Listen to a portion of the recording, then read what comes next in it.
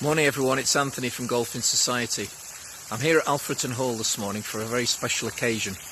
We're piloting today our first ever 2-day leisure break for the families that we support. So during the course of the next 2 days, people living with a diagnosis will enjoy 2 days full of sporting activities, enjoyment, banter and socialising, and their carers will receive 2 days worth of relaxation, pampering and me time.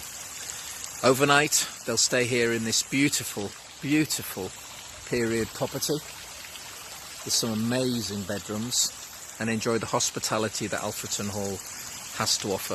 If successful, and after the feedback we get from the families that we support during this event, then we'd like to get these rolled out to more venues across the UK where families living with a diagnosis of dementia can enjoy a 2-day leisure break that is absolutely perfect for their needs based on what they've asked for, and hopefully will help transform their lives and make them feel a little bit more hopeful about the future.